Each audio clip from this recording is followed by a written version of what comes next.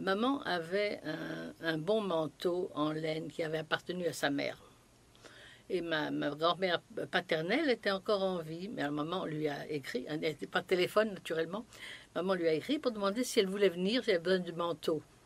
Oui, alors ma grand-mère est venue, elle a pris le manteau, elle l'a ramené chez elle. Alors, la mère de maman était une toute petite femme, tandis que la mère de papa était grande. Et pour que le vêtement lui aille, elle a ouvert les ourlets. Et dans les ourlets, elle a trouvé de l'argent américain et puis 2 lettres, chacune de ses frères.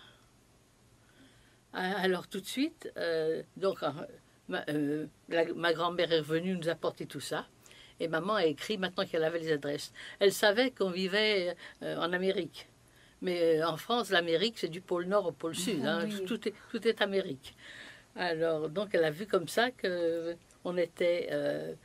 ses frères étaient au Canada.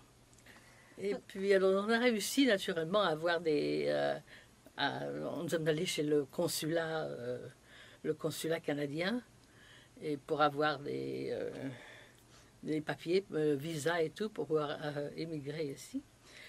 Et alors, le consul nous a fait signer. Moi, j'étais jeune, j'avais 15 ans, mais à mon frère, qui avait 10 ans de plus que moi, et maman, a signé les papiers comme quoi nous ne serions pas à la charge du gouvernement canadien.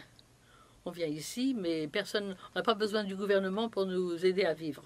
Notre maman était couturière, et mon frère était maroquinier, alors ça allait bien, et puis moi j'allais à l'école. Eux aussi ont fait des démarches de leur côté, et ma tante, eux aussi, avait une tante fortunée qui habitait Brantford. Alors c'est grâce à la tante que nous avons pu venir. Naturellement, il fallait les visas d'abord, il fallait faire des...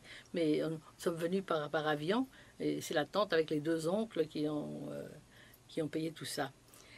Et puis, je me rappelle que, aussitôt que maman s'est mis en rapport avec ses frères, il y avait un frère, celui de Toronto, qui disait la prière des morts à la synagogue pour nous. Parce que 5 ans sans nouvelles, puis c'est de voir tout ce qui est arrivé.